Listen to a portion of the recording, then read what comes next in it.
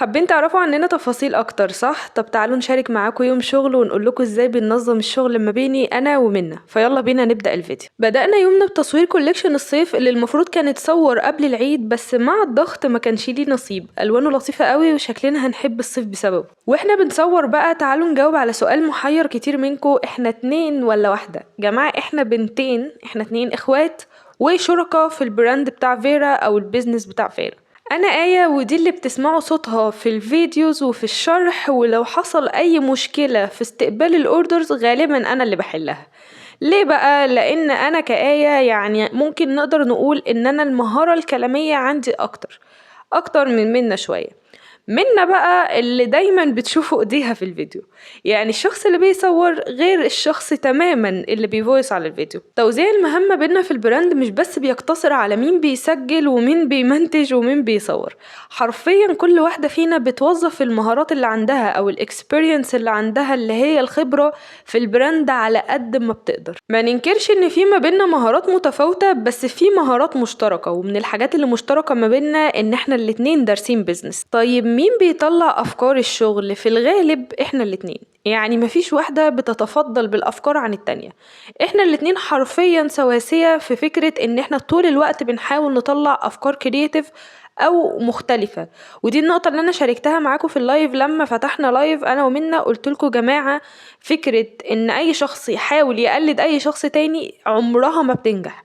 مش معنى ان احنا عملنا فكرة ونجحت والناس حبتها مننا ان اي شخص هيجي يقلدنا. انا مش عايزة اقول تقلدنا يعني، بس فكرة طول ما انت او الشخص بيتفرد بالفكرة او يكون ليه براءة اختراع فيها او يطلع افكار من بره الصندوق او يطلع افكار اصلا، ده في حد ذاته هو اللي هيخلي الدنيا تشتغل معاه، مش ان احنا نقلد تقليد اعمى وخلاص. مرحلة بقى تحضير الاوردرز هي في الغالب بتمر بشوية مراحل كده، ونسيت اقول لكم ان الشخص اللي بيتواصل معاكم على الانستجرام مختلف تماما عن الشخص اللي بيتواصل معاكوا واتساب.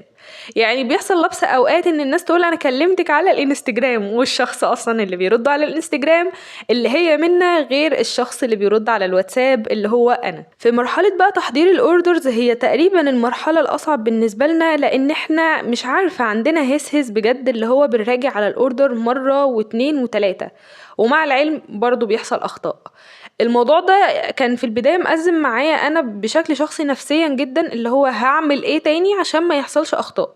اللي هو حرفيا كنت براجع الأوردر مرة واتنين وتلاتة، وأوقات كتير كان الأوردر بيروح ناقص منه حاجات، وفي حاجات أصلا بتبقى متبدلة مع حاجات تانية.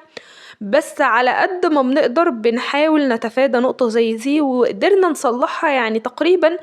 انا ومنى من الحاجات اللي فعلا غيرت في البراند بتاعنا وبتخليه الحمد لله بعد توفيق ربنا طبعا في تقدم الحمد لله، هي فكرة ان احنا متقبلين اللي هو مش هتعمل الصح الا لما تتعلم من غلطك. فدايما لما بنغلط او في مشكلة بنقع فيها غير مقصودة، لان فعلا بنسعى جاهدين ان احنا نتفادى اي مشكلة، لازم بعدها بيبقى في اجتماع كده، من اجتماع او اجتماع صغير ازاي نقدر نتلاشى المشكلة دي او ازاي نقدر نحلها. فمع ضغط العيد حرفيا طلع اوردرز كتيرة قوي متلخبطة وفيها نواقص وفيها حاجات متبدلة. فكنا حابين فعلا في اجازة العيد نفصل خالص عن الشغل، ما نفكرش في اي حاجة في الشغل، عشان بجد لما نرجع بعد العيد يبقى في افكار كتيرة ويبقى في حلول كتيرة. فمن الحاجات اللي عدلناها هي فكرة ان احنا بنحاول الاوردر كله بعد ما بيتم التأكيد عليه يجي في مسج واحدة، بحيث ان حرفيا الشخص اللي بيحضر الاوردر سواء انا او منا ان احنا نقعد ندور جوه الشات اللي هو الشخص ده طلب هنا ايه وما طلبش هنا ايه وشال ايه وبدل ايه. هي دي كانت الاساس في اللخبطة.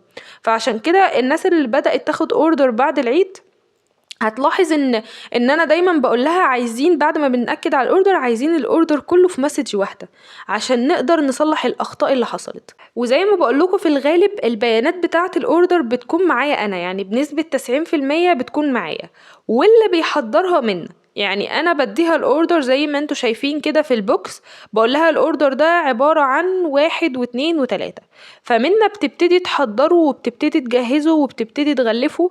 في الوقت اللي هي قاعدة بتحضر فيه الاوردر انا بسجل البيانات بتاعة الاوردر، او ببتدي اكتب البيانات بتاعة الشخص اللي هي عنوانه واسمه ورقم تليفونه والتفاصيل دي كلها، علشان لما نبتدي ندخله على سيستم الشحن يكون جاهز من الناحيتين. يعني منا جهزته اوريدي في التحضير وانا جهزته اوريدي من حيث البيانات. وبصراحة عايزة اشارك معاكم نقطة كده مهمة جدا، احنا ما كناش هننجح الا لو احنا الاتنين مع بعض.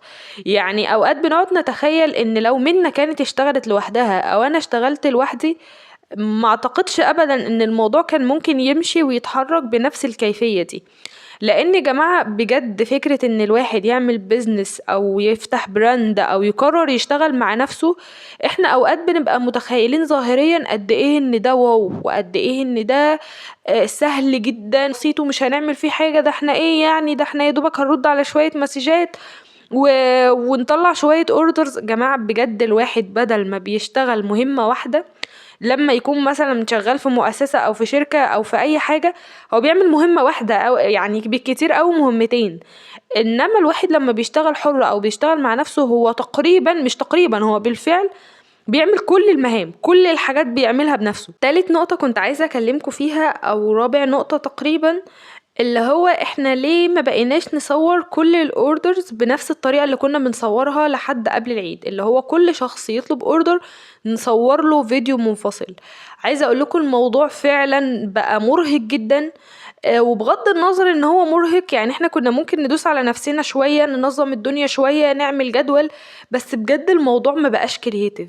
انتوا فاهميني؟ يعني ما بقاش فعلا اللي هو في حاجة جديدة، اللي هو كل يوم بنصور نفس الاوردرز حرفيا وبنقول نفس الكلام. فحسينا ان الموضوع هيدخل معانا في خانة الممل. يعني في بنات كتير بتدخل تكلمنا تقول لنا طب هتعملوا لي فيديو لوحدي ولا هتعملوا ايه زي الاول؟ ففي الغالب بعتذر منهم ان احنا ممكن نصور الفيديوز بعد كده بنفس الكيفية دي، اللي هو نشارك معاكم واحنا بنحضرها واحنا بنسجلها. وفكرة ان احنا ننزل كل اوردر يطلع، بجد الموضوع بقى فعلا شبه مستحيل. بعد ما بنخلص مرحلة التحضير كاملة، بيبقى عندنا كم من الاوردرز معين، بيكون مهمتي انا الشغل الالكتروني او التسجيل على السيستم او البيانات بشكل عام. دي بتكون مهمتي انا كآية. ممكن منا مش ممكن، يعني هي في كتير من الاوقات منا بتساعدني ان هي ممكن بتراجع معايا، بتمليني بيانات، بس انا في الغالب انا اللي بتولى مهمة الشيتس او الاكسل او البيانات او الحسابات. يعني ممكن نلمها تحت بند الحسابات، يعني تقريبا انا اللي ماسكه الحسابات بتاعه البراند بتاعنا. النقطه الاخيره اللي كنت عايزه اشاركها معاكم، لو بتبعتولنا في اي وقت ومش بنرد بشكل سريع، فاحنا بجد متاسفين لاي حد بعت وردينا عليه متاخر او ردينا عليها بعديها بكام يوم، لان فعلا الموضوع بيكون خارج ايدينا. ومن الحاجات اللي فعلا بتاخد مننا وقت ومجهود جدا هي فكره الرد على المسجات، ولحد النهاردة احنا فعلا بنحاول نلاقي لها حل سريع ويكون غير مرهق، لان الموضوع فعلا تقريبا 90% من اليوم هو احنا بس قاعدين بنرد على المسجات. فللمرة التانية احنا متأسفين ليكم جدا، ولو عجبكم الفيديو ما تنسوش لايك وكومنت لطيف زيكم.